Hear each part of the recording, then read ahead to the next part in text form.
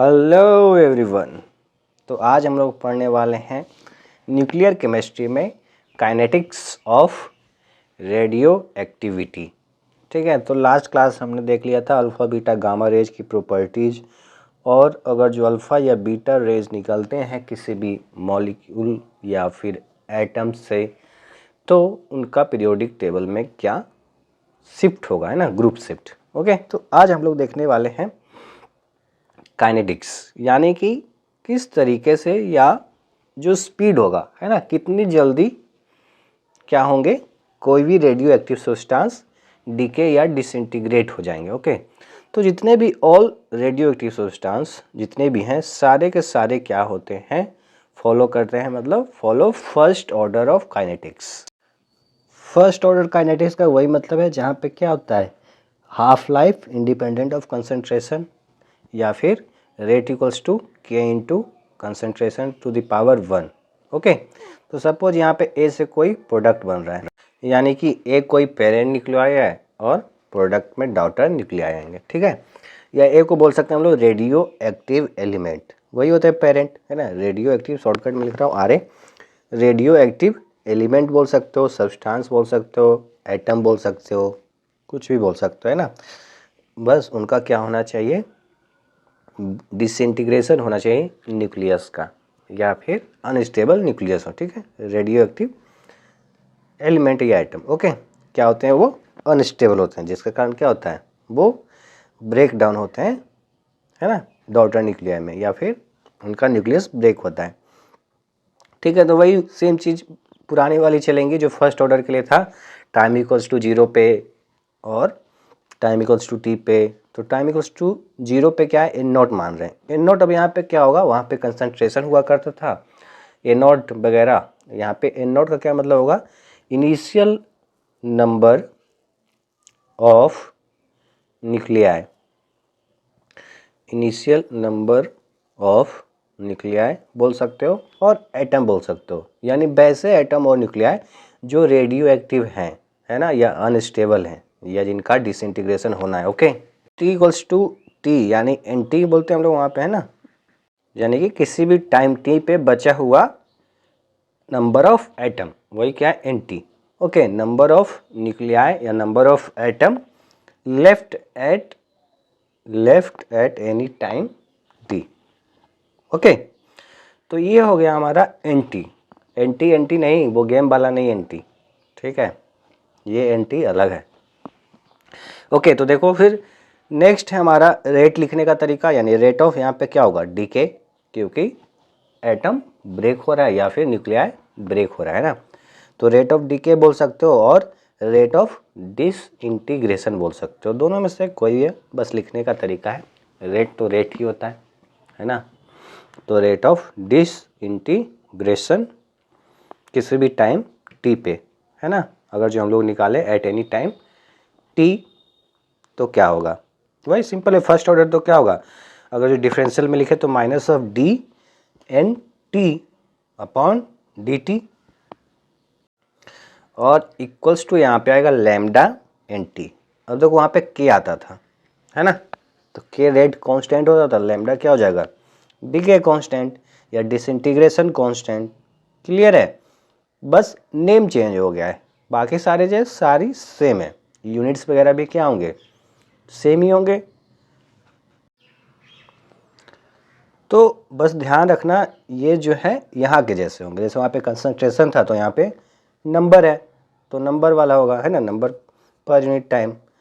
Okay, तो अभी important note लिखना, क्योंकि 2000 वाला बंद हो चुका है तो पीला नोट लिख रहे हैं, है ना, 500 वाला बहुत ही ज़रूरी नोट, लिख लो इसको।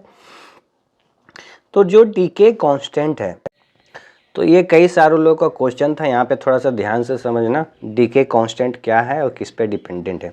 तो decay constant lambda does not, क्या डज नॉट, ध्यान रखना, does not depend on temperature, ये टेम्परेचर से क्या है, इंडिपेंडेंट है। ओके, इसका मतलब क्या हुआ कि ये इसको फ़र्क नहीं पड़ता टेम्परेचर से, और ये डिपेंड करता है only on nature of radio active substance. Nature of radio active substance कहने का क्या मतलब है कि जो न्यूक्लियस है वो कैसा है, वो कितना ज़्यादा अनस्टेबल या स्टेबल है, उस पर डिपेंड करता है, ना कि किसी भी टेम्परेचर से। देखो अगर जो न्यूक्लियस अनस्टेबल हुआ ही नहीं है ना, तो वो ब्रेक डाउन होगा ही नहीं। सिंपल सा लॉजिक है ये। चाहे तुम टेम्परेचर कितना भी बढ़ा दो, वो डिसइंटीग्रेट ही नहीं होगा। टेम्परेचर, एक्टिवेशन एनर्जी जैसे कि यहाँ पे कोई ज़रूरत ही नहीं है। न्यूक्लियस अनस्टेबल है तो वो ब्रेक होगा, जितना ज़्यादा अनस्टेबल है उतना फास्ट ब्रेक होगा, यानी लैम्डा उतना ही ज़्यादा होगा, या डिसइंटीग्रेशन कांस्टेंट क्या होगा, उतना ही ज़्यादा, यानी उतना ही जल्दी क्या होगा, ब्रेक होगा इंडिविजुअल या डॉटर न्यूक्लियाई में। ठीक है। वहीं अगर जो रेट कांस्टेंट की बात करें के की, तो रेट कांस्टेंट बोल लो या फिर चला जाए क्या बोल लो, कोई भी केमिकल रिएक्शन होने का, हाँ हो गया। देखो तो वो किस पे डिपेंडेंट करता है, वो कितना अच्छा एक दूसरे से कोलाइड कर रहे हैं, या फिर ओरिएंटेशन जिसको हम लोग बोलते हैं ना, एक दूसरे से टकरा रहे हैं एक प्रॉपर डायरेक्शन से। उनके पास साथ साथ क्या होना चाहिए, टकराने के साथ साथ सफिशिएंट एक्टिवेशन एनर्जी होगा, यानी जो कि टेम्परेचर से डिपेंडेंट है ना, और ओरिएंटेशन। ये सारी कंडीशन फुलफिल होती हैं तब जाके रेट कांस्टेंट की वैल्यू चेंज होती है। लैम्डा को कोई फ़र्क ही नहीं पड़ने वाला है टेम्परेचर बढ़ाने से, है ना, या सिंपल से कर लो जो अनस्टेबल न्यूक्लियस है उनका नंबर नहीं बढ़ने वाला है टेम्परेचर बढ़ाने से। ओके, आई थिंक ये क्लियर होगा। तो जो अनस्टेबल न्यूक्लियस है वो अनस्टेबल ही रहेगा, चाहे टेम्परेचर कम करो या ज़्यादा। ठीक है। और जो स्टेबल है वो स्टेबल ही रहेगा, टेम्परेचर कम रखो या ज़्यादा। ओके, इसीलिए लैम्डा टेम्परेचर पे डिपेंडेंट नहीं होता है। और वहीं के में क्या होता है, टेम्परेचर बढ़ाने से एक्टिवेशन एनर्जी उनके पास आ जाती है, इसलिए रेट कांस्टेंट की वैल्यू क्या हो जाती है, बढ़ जाती है। याद होगा 2 टाइम्स बढ़ने वाला 10 डिग्री सेल्सियस से। ओके, तो बस अब हम लोग क्या करने वाले हैं, इसका लिखने वाले हैं रेट लॉ, है ना, डिफरेंशियल से इंटीग्रेट करके, integrated form of rate law. तो क्या बन जाएगा बताओ, minus of d N T upon d t equals to lambda N t. और फिर हम लोग क्या करेंगे, यहाँ पे ट्रांसपोज कर देंगे, यहाँ पे एन टी को इधर लेके आ जाएंगे और लैम्डा डी टी इधर लिख देते हैं, यहाँ पे माइनस भी इधर लिख दो। ठीक है। अब क्या करोगे, दोनों साइड इंटीग्रेशन करोगे, है ना, यही तो करते आ रहे हैं, दोनों साइड इंटीग्रेशन करेंगे। एक फिक्स्ड वैल्यू से करते हैं हम लोग, एन नॉट से एन टी, यानी इनिशियल से किसी टाइम टी पे, है ना, तो 0 होगा इनिशियल टाइम और टी कोई टाइम होगा। तो यहाँ पे इंटीग्रेट करने पे क्या आता है, कोई फिक्स्ड वैल्यू पे कोई कांस्टेंट टर्म नहीं आता है बस। तो फिर यहाँ पे क्या आएगा बताओ, 1/nt है तो ln nt बनेगा, और n नॉट से nt और equals to minus lambda t, 0 से t। तो ये क्या बन जाएगा बताओ, डायरेक्ट भी लिख सकता हूँ पर चलो एक बार दोबारा से लिख देता हूँ, ln nt minus of ln n nought बनेगा minus of lambda t minus 0। तो ये क्या बन जाएगा, ln nt upon n nought, है ना, डिवीजन वाला रूल लगाएंगे तो लॉग का, और ये minus of lambda t। Okay, तो चलो इसको यहाँ पे और थोड़ा सा लिख लेते हैं।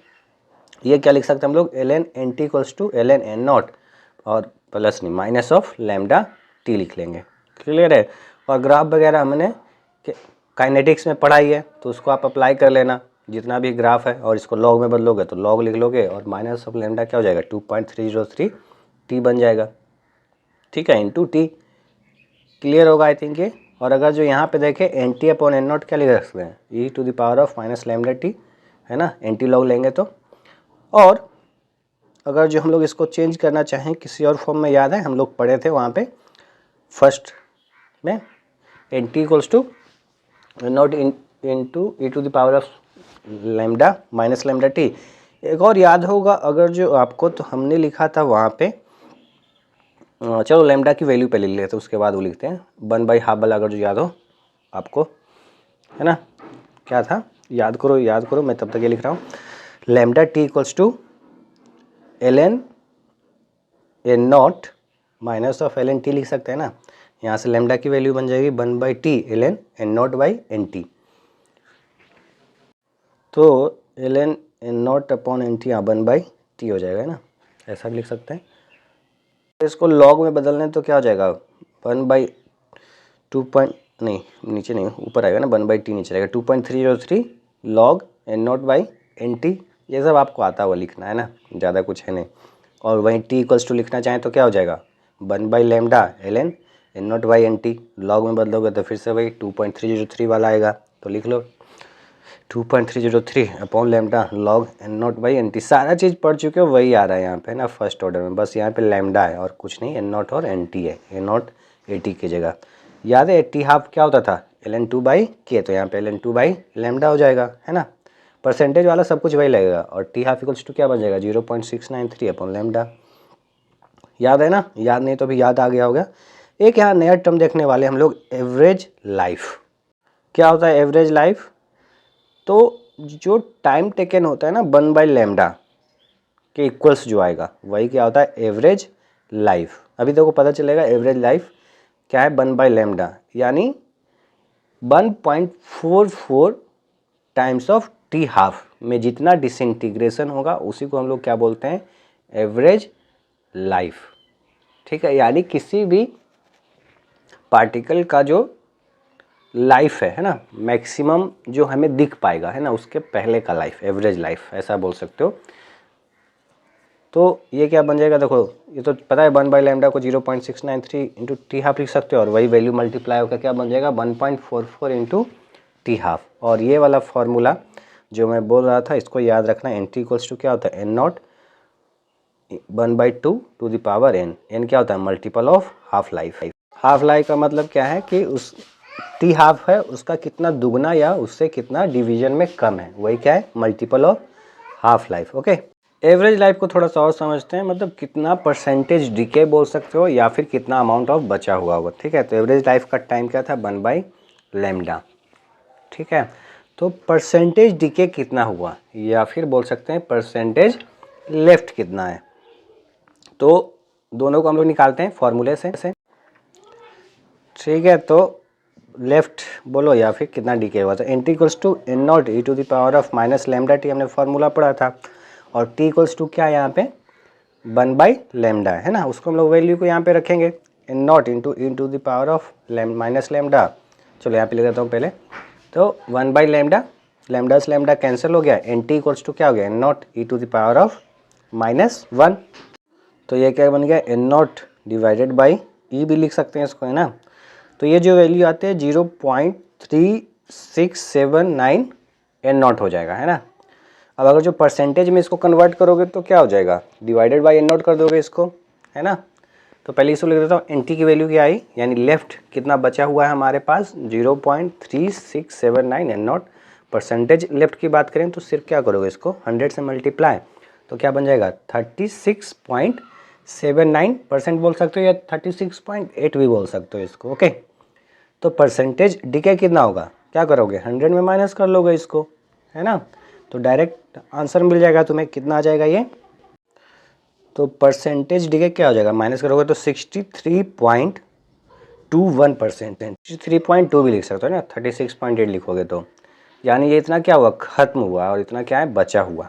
क्लियर है, तो अब पिंक वाला एक नोट डाल दो इम्पोर्टेंट। ठीक है, 63.2% बोल लो या 21%, ठीक है, of substance will decay in 1 average half life. Okay, average half नहीं एवरेज लाइफ, मल्टीपल ऑफ होगा एवरेज लाइफ, तो वही वाला फार्मूला लगा देना। ओके, चलो फिर देखते हैं हम लोग इस पर एक क्वेश्चन। देखो ये नीट का क्वेश्चन है, 2015 के आसपास पूछा था। हाफ लाइफ दिया हुआ है और टाइम 8000 है, तो उस समय कंसंट्रेशन दिया हुआ है ना 0.02। तो सॉल्यूशन देखो इसका, टी हाफ पहले गिवन वाला चीज़ें लिख लेते हैं। टी हाफ कितना है 2000 ईयर्स। अगर जो आप देखोगे ध्यान से गिवन टाइम क्या है 8000, यानी मल्टीपल ऑफ टी हाफ है, यानी हम कौन सा फार्मूला लगा सकते हैं, हाँ N T equals to n0 into 1/2 to the power n, और n क्या होता था multiple of half life. Clear है, तो एन टी कितना दिया हुआ है 0.02 मोलर, तो बस वही वाला फार्मूला लगा देंगे, N T equals to n0 into बताओ 1/2 टू द पावर n, और n की वैल्यू निकाल लेंगे, क्या होता था मल्टीपल ऑफ हाफ लाइफ, तो बस फार्मूला लगा दो। ठीक है, तो बताओ क्या हो जाएगा, n equals to t by t half, मतलब 8000 बाई 2000, है ना, ये क्या आ जाएगा 4। तो बस यहाँ पे रख दो वैल्यू, आंसर आ जाएगा। एन टी की वैल्यू हमें पता है 0.02 है और एन नॉट हमें निकालना है, और 1/2 टू द पावर क्या हो गया 4, और ये क्या बन गया एन नॉट इक्वल्स टू बताओ 2 टू द पावर 4 का मल्टीप्लाई हो जाएगा तो 0.02 इंटू 2 टू द पावर, अरे 16 नहीं 16 सीधा सीधा आएगा ना, तो मल्टीप्लाई कर लोगे 0.32 आंसर हो जाएगा। ओके अरे बाकी आप बहुत सारे फॉर्मूले हैं लॉग वाला लगा सकते हो, जिससे भी आपको ठीक लगे उसको यूज करना। अच्छा मोलर दिया तो यहाँ पे मोलर में आंसर लिख लेंगे। ओके तो जो आपको ठीक लगे फार्मूला बोल लगाओ, उससे कोई दिक्कत नहीं है। ओके तो फिर मिलते हैं हम लोग नेक्स्ट वीडियो में। Okay thank you.